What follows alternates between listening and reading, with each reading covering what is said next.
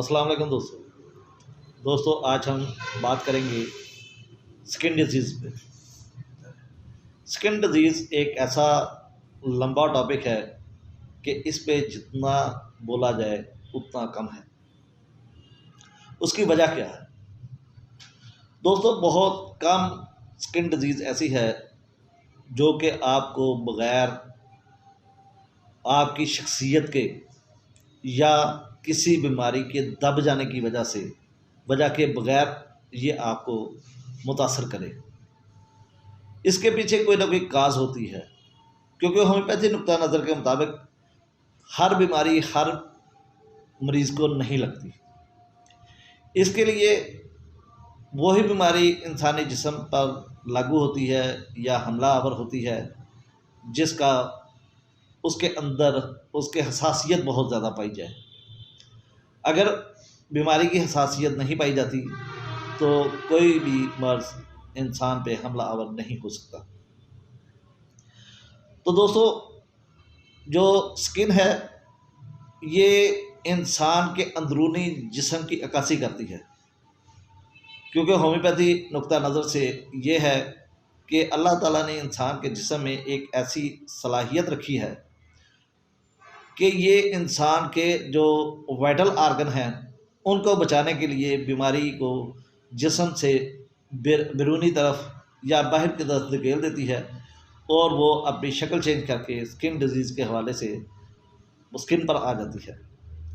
تو اس کا مطلب یہ ہوا کہ ہم نے جب سکن ڈیزیز کا علاج کرنا ہے تو ہم نے مکمل مریض کا علاج کرنا ہے۔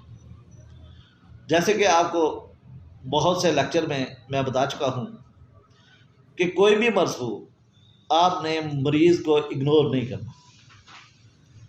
آپ نے مریض کی سردی، گرمی، بھوک، پیاس، غصہ، نفرت، خواہش، اس کو مد نظر رکھتے ہوئے دعا کی سلیکشن کرنی ہے۔ اگر ہم مریض کو چھوڑ کر صرف سکن کی علامات دے کر علاج کرنے کی کوشش کریں گے تو اکثر اوقات ہمیں ناکامی کا منہ دیکھنا پڑے گا۔ اگر ہم بات کرتے ہیں لوکل علامت کی، کہ اگر ہم سکن کو صرف لوکل علامت کے طور پر لیں اور اس حوالے سے دوائیوں کو ڈائگنوز کریں، ڈفرینشیٹ کریں ان کا، تو اس میں بھی ہمیں مکمل مریض سامنے رکھنا پڑتا ہے۔ جیسے کہ ایک پیشنٹ ہے، اسے سکن رپشنز ہے اور اسے گرمی سے زیادتی ہوتی ہے۔ اب یہ ایک علامت آپ کے سامنے آ گئی، لیکن ہم نے پھر اسے سردی گرمی کا پوچھنا ہے کہ آپ کو کون سا موسم پسند ہے، آپ کیا غذائیں کھانا پسند کرتے ہو، آپ کو غصہ کتنا آتا ہے، اگر غصہ زیادہ آتا ہے تو غصے میں کیا کرنے کا دل کرتا ہے، کیونکہ گرمی سے ایگراویشن بہت ساری ادویات میں پائی جاتی ہے، جیسا کہ ایپسلفیکا، ڈیٹرامیور، آرسینک آیوڈائڈ یا اس قسم کی اور کافی ساری ادویات ہیں۔ تو ایک علامت کے اوپر ہم دعا کو سلیکٹ نہیں کر سکتے جو کہ مریض کی بالمثل دعا ہوگی۔ تو اس لیے جب بھی کوئی مریض آئے اسے مکمل علامات دیں۔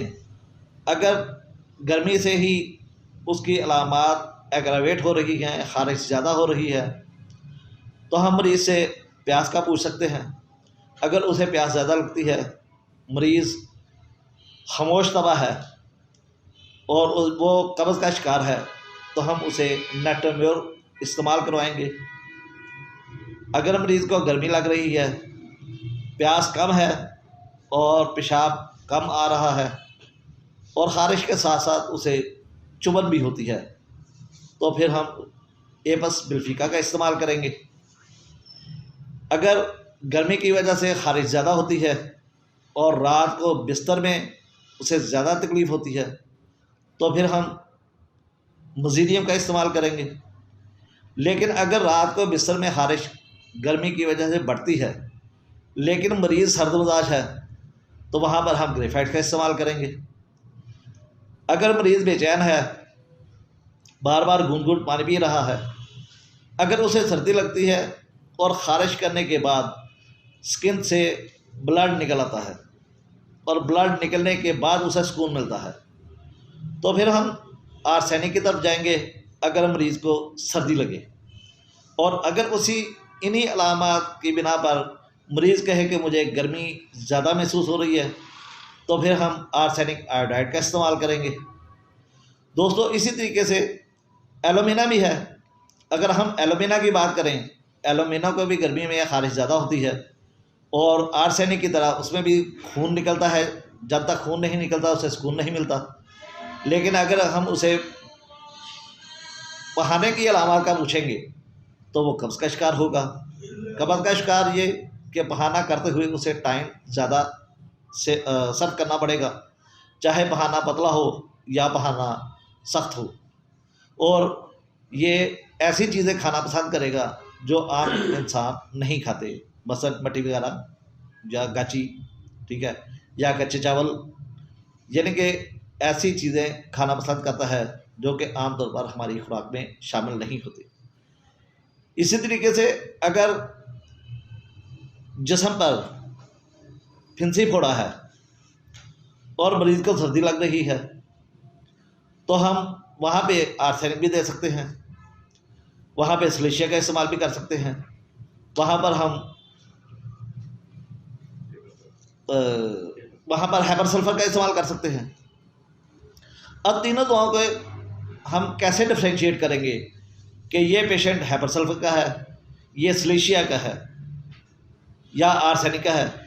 اگر اس میں بے چینی بہت زیادہ پائی جائے گی اور رات کو تکلیف بڑھے گی، سردی فیل کرے گا اور ساتھ ساتھ بے چینی ہوگی، تو ہم آرسینک البم کا استعمال کریں گے۔ اگر مریض کو جو پھوڑا ہے اس میں پیپ ہے اور پیپ میں خون بھی شامل ہے، یعنی کہ پھوڑا دیکھنے میں گندا فیل ہو رہا ہے، تو پھر ہم ہیپر سلفر کا استعمال کریں گے۔ لیکن اگر پھوڑا بہت زیادہ خوبصورت دیکھنے میں نظر آ رہا ہے تو ہم وہاں پہ سلیشیا کا استعمال کریں گے، کیونکہ دوستو سلیشیا اور ہیپر سلفر دونوں کو سردی لگتی ہے، دونوں سینسٹیو ٹو ٹچ ہیں، اور ان میں فرق صرف یہ ہے کہ سلیشیا کی رپشن صاف ستھری ہوتی ہے اور ہیپر سلفر کی رپشن اس میں پیپ اور ساتھ ساتھ خون بھی شامل ہوتا ہے۔ دوستو اسی طریقے سے ہم اگر جسم پہ وارٹس کا استعمال دیکھیں کہ جسم کے اوپر وارٹس بہت زیادہ ہیں، تو وارٹس کے لیے ہمارے پاس صرف تھوجا دوائی نہیں ہے۔ وارٹس کاسٹیکل سے بھی خارج ہو جاتے ہیں، صاف ہو جاتے ہیں، تھوجا سے بھی صاف ہوتے ہیں، برائٹا کاپ سے صاف ہوتے ہیں، یا اس کے علاوہ اور بھی کئی ادویات ہیں جو وارٹس پہ، نائٹرک ایسڈ ہے وارٹس پہ کام کرتی ہے۔ اگر ہم ان کی تھوڑا تھوڑا دیکھیں کہ ہم انہیں کیسے علیحدہ علیحدہ کر سکتے ہیں، تو نائٹرک ایسڈ کا مریض ہوگا تو اسے غصہ بہت زیادہ آئے گا، اور غصہ نکالنے کے باوجود ٹھنڈا نہ ہو، وہ مطمئن نہ ہو اور دوبارہ پھر حملہ آور ہو، تو یہ نائٹرک ایسڈ کا پیشنٹ ہوتا ہے۔ جیسا کہ آپ جانتے ہیں کہ نائٹرک ایسڈ کا پیشنٹ کو یورین میں سمیل آتی ہے، اور اگر وارڈس کو ہم چھیڑیں، اس پہ خارج کریں، تو وہاں سے بلڈ بھی نکل سکتا ہے۔ اگر اسی طریقے سے ہم برائٹا کارپ کی بات کریں تو برائٹا کارپ اصل میں وارڈس پہ استعمال نہیں ہوتی، یعنی کہ اس کی علامات کے ہم دیکھیں گے کہ اس کی مینٹلی اسٹیٹ کیا ہے۔ اگر بڑا آدمی بھی بچوں جیسی حرکتیں کر رہا ہے تو ہم اسے برائٹا کارپ دے کر وارڈس کو صاف کر سکتے ہیں۔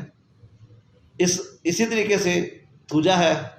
تھوجا ایک ایسی دوا ہے جسے ہائیڈروجنائڈ مزاج کے مطابق سمجھا جاتا ہے، یعنی کہ ایسے مریض جن کے اندر پانی کی مقدار زیادہ ہوتی ہے اور یہ مرطوب موسم میں اس کی تکلیف ایگراویٹ کرتی ہے، اور اگر اس قسم کا پیشنٹ ہو تو ہم تھوجا دے کر اس وارڈس کا خاتمہ کر سکتے ہیں۔ دوستو اگر اسی طریقے سے ہم سورائسس کو لے لیں اور مختلف اس کی بیماریوں کو ڈسکس کرتے جائیں تو یہ ایک لامتناہی سلسلہ بن جاتا ہے۔ چلیں ہم تھوڑا سا سورائسس کو دیکھ لیتے ہیں، اور اس کے بعد ہم اس لیکچر کا اختتام کرتے ہیں۔ اب سورائسس ایک ایسی بیماری ہے جس میں جسم کے اوپر جو ارپشن ہوتی ہیں اگر ان کو خارش کیا جائے، ان کو رب کیا جائے تو وہاں سے چھلکے اترنے شروع ہو جاتے ہیں۔ بعض دفعہ یہ ڈرائی ہوتے ہیں اور بعض دفعہ یہ ویٹ ہوتے ہیں۔ اب ان میں بھی اگر دیکھیں ویٹ ہوں تو کالی آرسینک بہت اچھا کام کرتی ہے، نیٹرومیور بہت اچھا کام کرتی ہے، یا گریفائٹس یہ بھی بہت اچھا کام کرتی ہے۔ گریفائٹ میں بھی جو ریشہ ہوتا ہے چپچپا ہوتا ہے، لیکن یہ ذرا زیادہ تھک ہوتا ہے۔ آرسینک ایلبم میں ریشہ ہوتا ہے وہ پتلا ہوتا ہے، اور نیٹرومیور ہم اس کی مزاج کے مطابق دوا کو استعمال کروائیں گے۔ دوستو اسی طریقے سے اگر ہم مختلف ادویات کا، مختلف بیماریوں کا ذکر کرتے رہیں تو میرا خیال ہے یہ ویڈیو کافی زیادہ لمبی ہو جائے گی، تو اسی لیے ہم اسی پہ اختتام کرتے ہیں۔ اللہ حافظ، اللہ نگہبان۔